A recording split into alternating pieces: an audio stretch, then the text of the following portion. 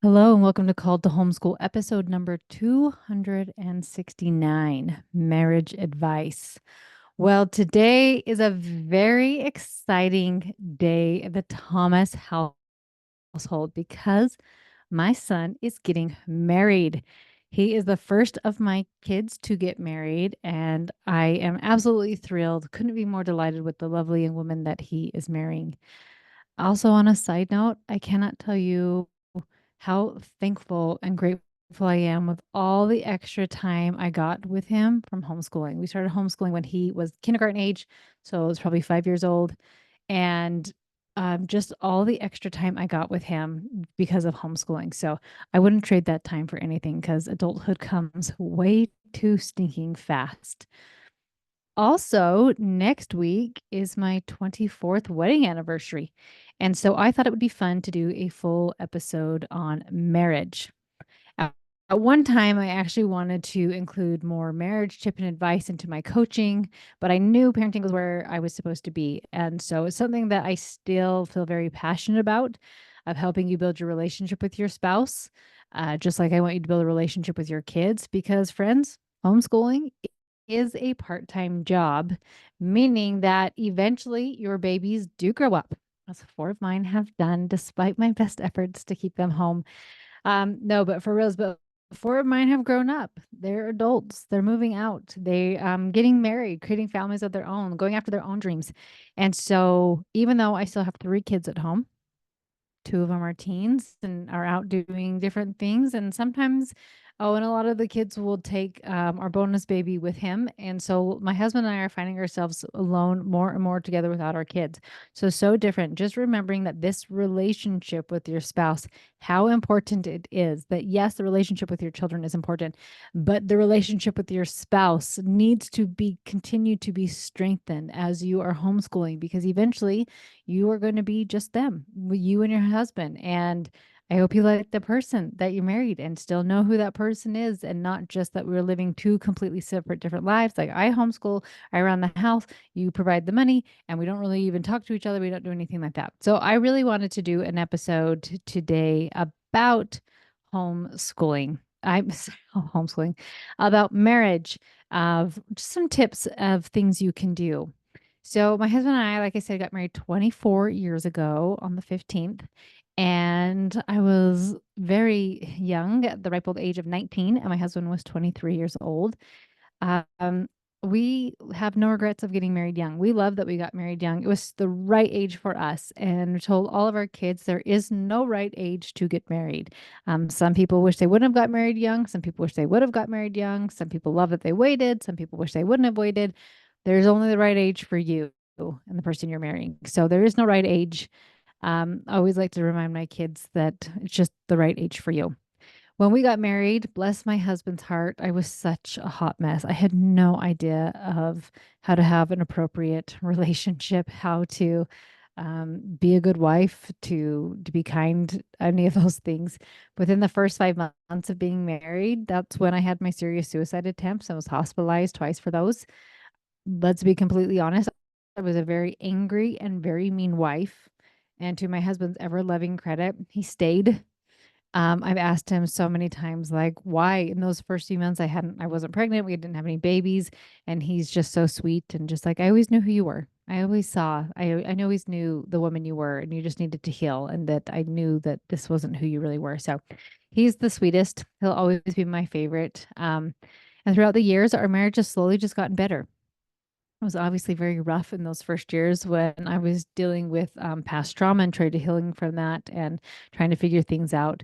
But it just continues to get better. And now, remind you, we are not perfect because he is human and I am human. And so we're not perfect. We still try to figure things out, still try to be understanding, still have misunderstandings, all of those things, but really learning how to work together more often. I love that there's no yelling in our relationship. I remember the last time I yelled at him, it was like years ago, and I was like, I'm never doing this again. And I actually went and got help for PTSD and really helping me take care of my fundamentals. And so I have been able to do a lot better with those things. So as I was thinking about what marriage advice I could share today, It is actually the same advice I would give somebody with their kid. So I'm going to be sharing with you 4 things to do that will help you in your marriage and 4 things not to do. And if these things sound familiar, it is because they are pretty much the same thing that I teach you with your kids. So, the first thing of what to do in order to create an amazing marriage, to love more on your spouse, all of those things is to be in control of yourself. So, this means to stop taking your spouse's actions, words, anything like that so personally, right? And quit making it mean something about you.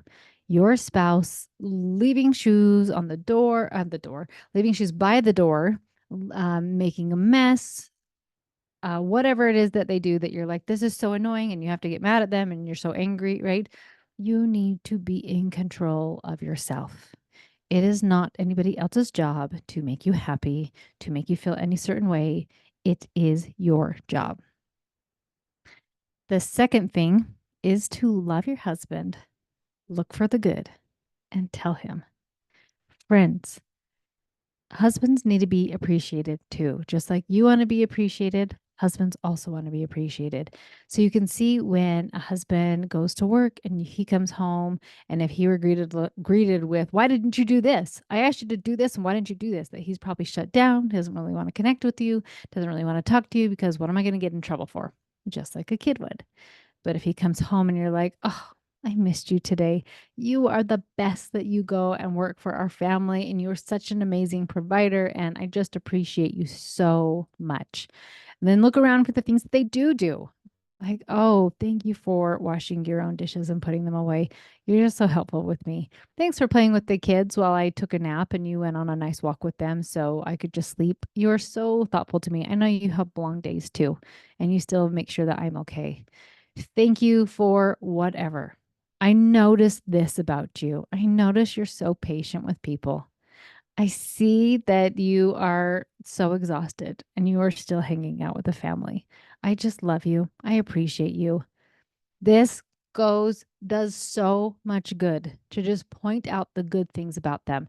Now, this is not to pretend that you don't ever have to have a conversation, maybe if it's something serious, like, "Hey, I'm a little bit concerned about something," right? But most of the time, we can just sit and focus on the good, because when we focus on the good, what happens? The good grows. So look for the good in your husband. If you are really struggling, write it down. Start writing down, like, okay, what's something good my husband does? What if it's like we have running water because he pays our bills, or he goes and works, and so we can live in a house. He cooks, he helps with the kids. Maybe your husband helps in the homeschool. Maybe he does the yard work, whatever it is. Look for the good of what he's doing and tell him. Tell him how much you appreciate him. And you can do this in a way too that is beautiful, of almost forecasting what good people they are. And you do this with your kids so easy, right? And husbands are just the same. That sounded like I was calling them a child, but we're all people are the same as this, that like as we tell them good things about themselves, they continue to start believing that and start behaving in that way, right? So, like, "You're so sweet. You do the most thoughtful things for me," right? Whatever it is that you really want to see that and encourage that type of behavior, just sit and tell them about it. Tell them that's the kind of person that they are, and they really become that person, truly. Another thing to do is to set your husband up to win. Don't set them up to fail, right? Of like, if you set them up to win, being very open and honest with birthdays, holidays, anniversaries, of like, "I would like this," or "I bought myself this. Thank you. It was from you." Don't say, "Just get me something," and then be super disappointed with them, right? Set them up to win. Be very clear with them. "This is my expectation with this." And expectations are interesting because you can get really controlling really fast. Like, "Well, I had these expectations that you sat by me, that you talked to me, that you did anything." So it's not an expectation as like, "I'm going to control you," but even just setting them up to win, of being very clear of, "Hey, when we go to this event, I would like you to talk with me, like have me by your side, just because I don't know anybody and I'm a little bit nervous. So I'm going to be very clear with you what it is I would like from you. Um, and setting up to win versus going to an event and not telling them you would like them to hang out with you a little bit more and then get really mad at them on the way home. Like, well, you should just know. Nobody can read your mind. Husbands can't. You can't read your husband's mind. And so husbands are honestly very simple creatures. So set them up to win. Don't make them read your mind. Don't make them guess. Don't, like, if you are upset about something. I mean, there's just so many memes and reels about, like, I don't have to tell them why I'm upset. I can just be upset. Like, no, be an adult. Just tell them. Set them up to win. The fourth thing is to ignore the stuff that doesn't matter. So ignore maybe socks on the floor. So often people are like, why is it so hard for my husband to put his clothes in the hamper? If that's something that you get hung up on, right? And it's so interesting because I'm willing to bet good money, you also have things that are annoying that maybe your husband just doesn't say. Maybe he does say, I don't know. But everybody does things that are a little bit annoying. And when we sit and point those annoying things out, what does it do to the other person? It shuts them down. So if somebody's like, wow, you are really obnoxious when you do XYZ, people start to get nervous. Am I like this? I don't know. Maybe I'm a bad person. Maybe and start like, why are they attacking me for this? Whatever that looks like. So in for them, ignoring the stuff that doesn't matter. Is it really the end of the world? My husband was so good at this. He has quite the way with words, and I'd get really hung up on, like, this has to be done today. And he would like, why, Meg? If we don't get it done today, do we die? Does our marriage end? Right? Of like, why are you making this a deal when it's not? And I thought, I don't know. I don't know why I'm making this a big deal. Right. So just really learning to ignore the stuff that doesn't matter, maybe the messes, maybe whatever it is. And like I said, you can totally have a conversation with somebody, but do you need to? Is it helpful, right? Is it really such a problem that you need to have a big argument or disagreement about something? Because a lot of times you can just ignore the stuff that doesn't matter. It's been fun as we worked on these things. I don't know the last time. Well, I do know the last time we had a fight. It was years ago. It was when I yelled. But before that, we had done pretty well. And it was interesting. We've gone years now without a fight. Doesn't mean we haven't ever disagreed, but we've learned how to be respectful to each other's when we disagree. Like, okay, maybe you might be right. Like, I don't need to fight with you about this. Life is way too short to fight. So really learning to ignore that stuff that just doesn't matter. There's no reason, if it's not a problem in a few days or not a problem in a week, is it really worth something bringing up? So that's some of the four things to what to do. And now there's also four things to not do. Absolutely no yelling, hitting, throwing objects, hurting, doing anything like that. It's so interesting. I should have looked up the statistic before, but the statistic of women who are violent to their husband is so high, but husbands don't turn in wives. I know people that the husband's been being abused for a while and they just kind of take it, but then a cop witnessed it and she's gotten put in jail, right? And so often women are like, well, he's bigger and stronger, so I can do these types of things. Absolutely no. There's no reason to yell, hit, hurt, attack, or do anything like that to your husband. The only thing would be is in self-defense. And then you got much bigger issues if, like, you have to do that for self-defense, right? So if you're truly trying to build a relationship, be nice, right? Don't do these things where they are maybe you physically can't hurt them. You could with an object, right? So maybe you couldn't, like, beat them in a fist fight, but a lot of times the husband will just sit there and wives will slap or they'll kick or they'll throw things, punch things, and a husband will just sit there because they know they could physically overtake you and they don't want to hurt you, right? So that's part of the being in control of yourself so that you're not yelling, hitting, freaking out, doing all those things. And that may be you learning to walk away. That's where, for me, I had to go get help with PTSD and learning about my nervous system and how to reset my nervous system and get grounded and really, really take responsibility for my own actions and not putting it on anybody else. And so, absolutely no with those things. The next one is stop being critical, right? You need to do this. You need to do this. Like, there's a reason there are jokes about wife being naggers, right? That they just nag about this and nag about this. And there's this terrible poem, but it always makes me giggle. It's in an old Mother Goose book we got. And it says, needles and pins. When a man marries, his troubles begin. And often it's because they can't do anything right. I see funny things like I used to be able to drive until I got married, and then I found like I do everything wrong.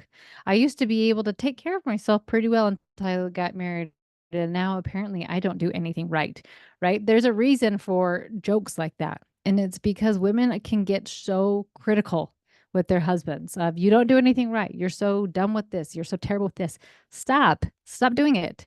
Be nice. You would never want anybody to treat you that way. So don't be treating your spouse that way.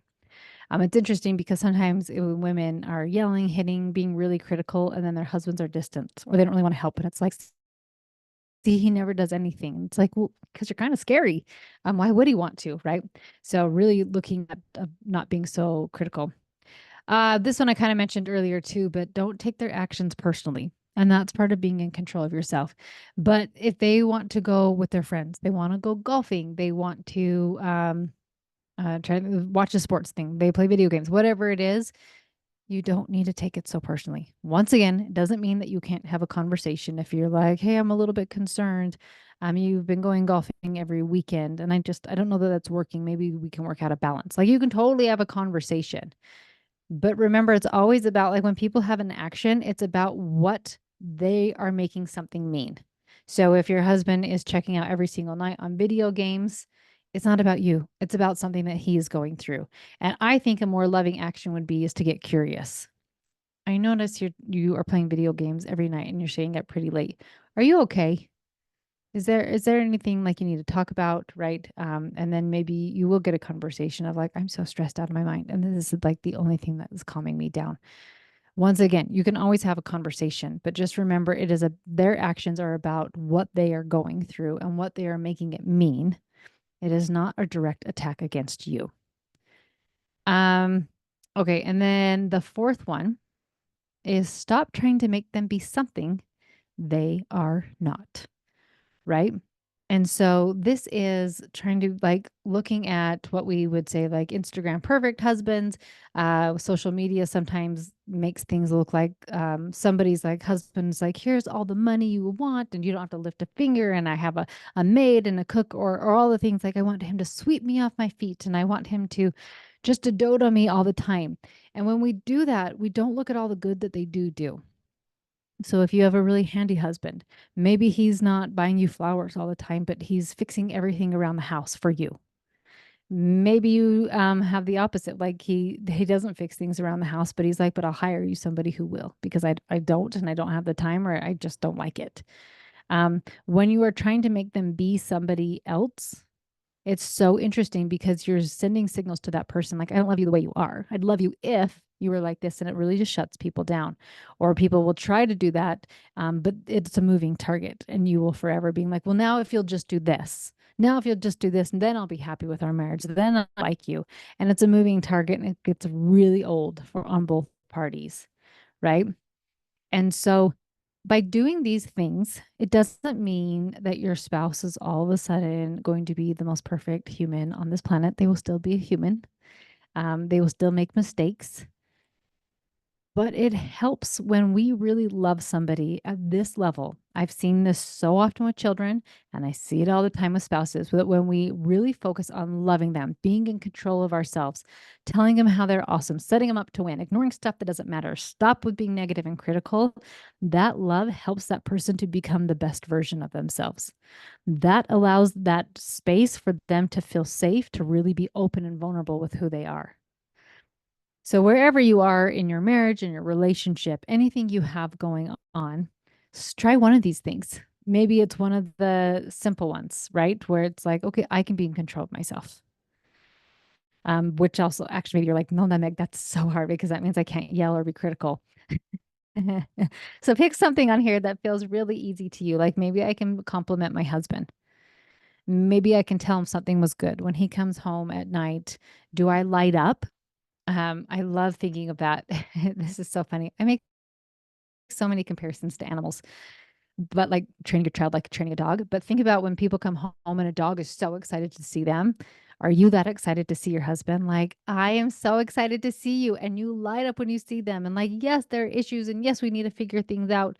Always there's a kid crying or this is going on. But like for that moment, it's just us. I love you. How was your day? Right. And maybe they can't give you the whole day, but just that light up, that hug, that kiss of, I love you. I'm all in on this.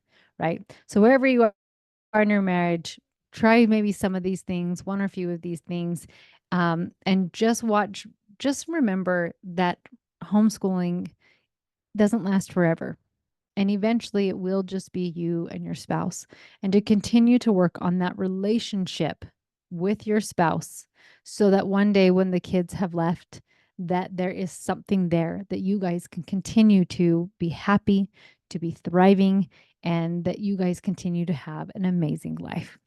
Love you so much. Make sure you check Instagram if you want to check out any of the wedding pictures from my son. Super exciting day. So love you so much. Talk to you next week.